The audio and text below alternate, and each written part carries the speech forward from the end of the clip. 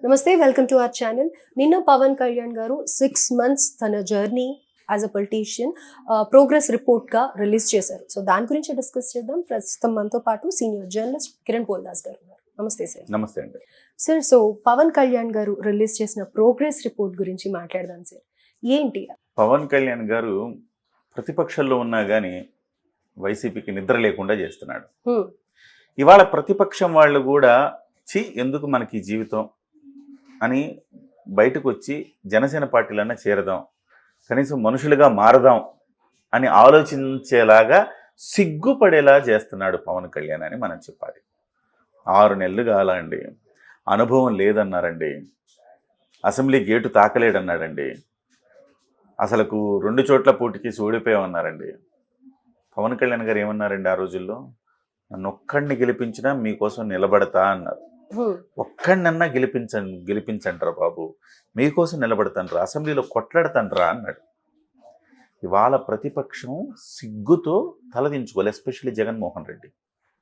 కనీసం ప్రజల నీతి బాధల గురించి పట్టించుకునే తీరిక లేదు, వాటిని అసెంబ్లీలో చర్చించే ఓపిక లేదు, ఆ దమ్ము ధైర్యము లేదు. అలాంటి ఒక దుస్థితిలో ప్రతిపక్షం కునారిల్లిపోతూ ఉంది. ఎస్పెషల్లీ చెప్పాలంటే వాళ్ళు ఎవరైనా మనుషులుగా మారాలంటే వచ్చి తెలుగుదేశం పార్టీలోనో లేదా జనసేన పార్టీలో చేరితే అట్లీస్ట్ పాప ప్రక్షాళన అంటారు కదా, గంగలో మునిగితే పాపాలన్నీ తొలగిపోతాయి అంటారు కదా. అట్లీస్ట్ ఇప్పటికైనా వచ్చి గంగా నది లాంటి జనసేన పార్టీలో చేరండి, మీ పాపాలన్నీ ప్రక్షాళన అవుతాయని నేను చెప్తాను. బట్ పవన్ కళ్యాణ్ గారు చేర్చుకోవాలి కదా, అదొక పెద్ద ఇది క్వశ్చన్ మార్క్.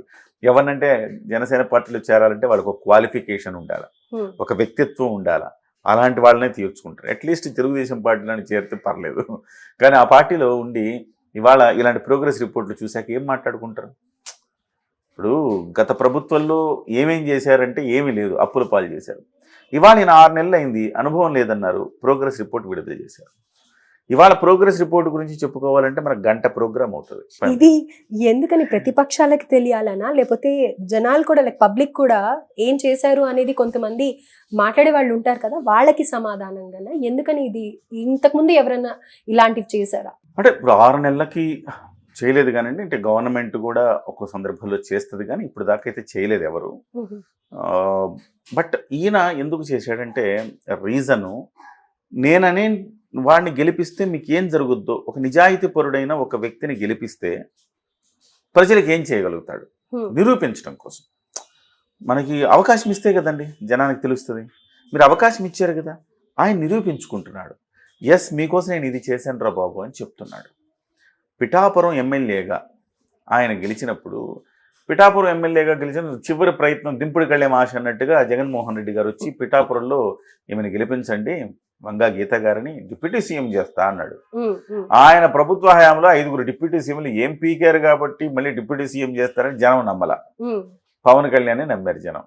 ఇవాళ నమ్మినందుకు వాళ్ళని నెత్తిన పెట్టుకుంటున్నాడు పవన్ కళ్యాణ్ అంటే అతిశయోక్తి కాదు. ఇవాళ చాలా మంది భీమవరంలో తర్వాత విశాఖ గాజువాకలో బాధపడుతూ ఉంటారు కావచ్చు కొంతమంది. అంటే అరే మన నియోజకవర్గంలో ఈయన గెలిపించుకోలేకపోయామే అని బాధపడుతూ ఉంటారు కావచ్చు. అలాగా ఇవాళ పిఠాపురం ప్రజలు ఇచ్చిన విజయానికి కానుకగా 12 సంక్షేమ కార్యక్రమాలు చేశాడండి. ఓకే, దానికి సంబంధించిన రిలీజ్ చేశాడు ఆయన. అంటే పిఠాపురంలో చేసిన అభివృద్ధి, పిఠాపురం డెవలప్మెంట్ అథారిటీ అని ఒకటి ఏర్పాటు చేశాడు.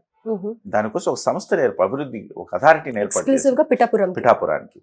అదిగాక 30 పడకల ఆసుపత్రి ఉండేది, దాన్ని 100 పడకలకి చేశాడు. అతను 2 కోట్ల రూపాయలు పెట్టి టీటీడీ కళ్యాణ మండపం నిర్మిస్తున్నాడు. ఆ గొల్లపురంలో ఎప్పటి నుంచి ఒక తాగునీటి సమస్య ఉంది, ఆ సమస్యని క్లియర్ చేశాడు. ఇక విద్యార్థులు 32 పాఠశాలలకు 2 చొప్పున 25,000 విలువ చేసే క్రీడా సామాగ్రి పాఠశాలలకు వెళ్ళాడు. పాఠశాలలకు వెళ్ళి మీకేం జరుగుతుంది, పాఠశాల విద్యార్థులతో ఆయన ముచ్చటించే తీరు, ఆయన మాట్లాడే తీరు చాలా ఇన్స్పైరింగ్గా ఉంటుంది. నేను కాదు మీ హీరో, మీ అమ్మా నాన్న మీ హీరో, మీ టీచర్లు మీ హీరో అని చెప్తాడు వెళ్ళి. అలా చెప్పేవాళ్ళు ఎంతమంది ఉన్నారండి? సో అక్కడికి వెళ్ళి నేను కాదు, జగన్మోహన్ రెడ్డి పిల్లల దగ్గరికి వెళ్ళి ఏం మాట్లాడతాడు? ప్రతిపక్షాల గురించి మాట్లాడతాడు. పవన్ కళ్యాణ్ ఎన్నెన్ని పెళ్ళిళ్ళు చేసుకున్నాడు, కార్లను మార్చినట్టు పెళ్ళాలను మారుతున్నాడు, పిల్లల దగ్గర మాట్లాడతాడండి, సిగ్గుపోలే. సో అలాగా పవన్ కళ్యాణ్ గారు ఈసారి వెళ్ళినప్పుడు పిల్లలతో ముచ్చటించే తీరు చాలా ఇన్స్పైరింగ్ ఉంటుంది. పేరెంట్ టీచర్ మీటింగ్ కూడా ఇట్లా ఈయన ఏమేమి చాలా కార్యక్రమాలు అండి, దాదాపు 12 రకాల కార్యక్రమాలు చేశారు. సో రోడ్లు వేశాడు, చెరువులు తవ్వించాడు. సో పాఠశాలలో కనీస వసతులు లేకపోతే రూములు కట్టిస్తున్నాడు. సో అలాగే వాళ్ళకి ల్యాబ్లు ఏర్పాటు చేస్తున్నాడు. చేబ్రోల్లో 70 మంది విద్యారధీనులు ఉంటున్న సాంఘిక సంక్షేమ బాలికల వసతి గృహాల్లో 20 ఏళ్లుగా తాగునీటి సమస్య అంట. దాన్ని బాగు చేశాడు. ఈచ్ అండ్ ఎవ్రీథింగ్ మైక్రో లెవెల్లో వెళ్ళి అక్కడ సమస్యలు కనుక్కొని వాటిని తీరుస్తున్నాడు. 6 నెలల్లో ఇంత ప్రగతి సాధించాడు. ఇవి కాక మళ్ళీ ఆయన తన శాఖాపరంగా ఏం చేస్తున్నాడు, గ్రామ సభలతోటి దేశం మొత్తం 13,326 గ్రామ పంచాయతీల్లో ఆయన ఏకకాలంలో గ్రామ సభ పెట్టి పల్లె పండుగ అని చేస్తున్నాడు.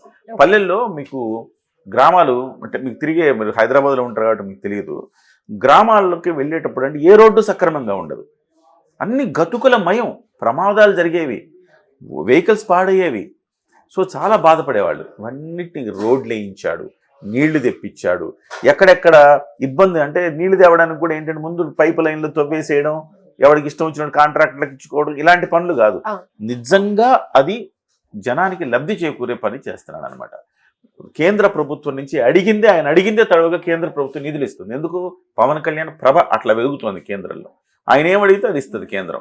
అవి తీసుకొచ్చి ఆయన నియోజకవర్గానికి చేస్తున్నాడు. గ్రామీణాభివృద్ధిలో ఇప్పటి వరకు మౌలిక సదుపాయాలు కల్పించడానికి ఆయన చేసిన కృషి అవిరళం. ఇలాగండి ఆయన శాఖాపరంగా కూడా 13,326 గ్రామ పంచాయతీల్లో ఏకకాలంలో గ్రామ సభలు నిర్వహించి దేశం మొత్తం ఇటువైపు చూసేలా చేశాడు. సో తాగునీటికి సంబంధించిన సమస్యలు అవి పరిష్కరించాడు. ఇవాళ స్వతంత్రం వచ్చి 77 ఏళ్ళైనా ఇవాళకి చాలా చోట్ల నీళ్లు లేక ఇబ్బంది పడుతున్నారంటే సిగ్గుచెట్టు కదా. అక్కడికి వెళ్ళి కొంతమందికి తాగునీళ్ళు అసలు లేవు, ఉన్నా కానీ అవి కలుషితమై ఉన్నాయి. 2 సమస్యలకి పరిష్కారం వెతుకుతూ ఉన్నాడు. అలాగే మన్యం ప్రాంతం ఎవరు టచ్ చేయని అంటే బేర్ ఫుట్ మీద వెళ్ళి జారుడు దారిలో నడుస్తూ అందరినీ ఆయన చైతన్యవంతం చేశాడు. అక్కడికి వెళ్ళి అక్కడ చేశాడు. ఎక్కడికి వెళ్తే అక్కడ సచివాలయం పెడతానంటున్నాడు, అక్కడికక్కడ మీ సమస్యలు పరిష్కరిస్తానంటున్నాడు. ఇలాగా అటవీ శాఖ పరిధిలో ఏం చేశాడు దాన్ని కూడా ఇచ్చాడు. అటవీ శాఖకు సంబంధించి ఇళ్ల మీద ఏనుగులు పడి ధ్వంసం చేస్తున్నాయి పంటల మీద. దానికి సంబంధించి ఎన్నో ఏళ్లుగా కుంకి ఏనుగులను తీసుకొస్తే ఈ సమస్య పరిష్కారం అయిందంటే కర్ణాటకకు వెళ్ళాడు, ఒప్పందం చేసుకున్నాడు, తీసుకొచ్చాడు. పర్యావరణాన్ని కాపాడడానికి చర్యలు తీసుకున్నాడు. మొక్కలు 50%, 29% ఉంటే పచ్చదనం 50% చేయాలని దాని మీద ఒక డ్రైవ్ నిర్వహిస్తున్నాడు. ఇట్లా ప్రతిదీ సైన్స్ అండ్ టెక్నాలజీ రంగంలో ఎట్లా ఉండాలి దాని మీద కూడా ఒక విజన్ తీసుకుని నడిపిస్తున్నాడు. అంటే అనుభవం లేదు లేదు లేదు అంటే ఇంత గొప్పగా పరిపాలిస్తున్నాడే, అనుభవం లేదని ఇంకొకళ్ళు అంటారా? ఇంకెప్పుడైనా అనగలరా? అనుభవం లేకపోతే అందలం ఎక్కిస్తే ఎలా ఉంటుందో జగన్మోహన్ రెడ్డిని చూపించాల. అనుభవం లేకపోయినా ప్రజల మీద ప్రేమ ఉండి మానవత్వం ఉంటే ఎలా ఉంటుందో పవన్ కళ్యాణ్ గారిని చూపించాలి. 2 ఉదాహరణలు చాలు. దేశంలో ఈ 2 ఉదాహరణలు చూపిస్తే ఎలాంటి నాయకుడిని ఎంచుకోవాలి, ఎలాంటి నాయకుడిని ఎంచుకోకూడదని చెప్పడానికి పర్ఫెక్ట్ ఉదాహరణలు ఇద్దరని మనం చెప్పుకోవచ్చు. సార్, ఇప్పటి వరకు ఆయన చేసిన అభివృద్ధి పనుల గురించి చెప్పారు కదా. చాలా మంది కూడా అంటే ఎవరైతే పవన్ కళ్యాణ్ గురించి నెగటివ్ గా కమెంట్ చేస్తుంటారో వాళ్ళు ముఖ్యంగా డిస్కస్ చేసే పాయింట్ ఏంటంటే సుగాలి ప్రీతి కేసుది ఇప్పటిదాకా ఎందుకు ఏమి తేల్చలేదు అని అనేసి అని అంటున్నారు. దాని గురించి ఏమంటారు సార్? సుగాలి ప్రీతి కేసుకు సంబంధించి ఆయన అధికారంలోకి వచ్చాక వాళ్ళతో మాట్లాడారు, వాళ్ళకి భరోసా ఇచ్చారు. హోంమంత్రి అనితకు బదిలీ చేశారు. దీని మీద మీరు దృష్టి పెట్టండి అని చెప్పాడు. దానిపైన జరుగుతుంది. కానీ ఇవాళ ఒక్క రోజులో జరిగేవి కాదు అవి. కారణం ఏంటంటే దాదాపు ఆ సంఘటన జరిగి ఇప్పటికీ 7-8 ఏళ్ళు అయినట్టుంది నాకు తెలిసి. సో 7-8 ఏళ్ళగా అయిపోయి చాలా వరకు బాధాకరం ఆ విషయం. నేను కూడా వాళ్ళ అమ్మగారిని, సుగాలి ప్రీతి అమ్మని ఇంటర్వ్యూ కూడా చేశాను.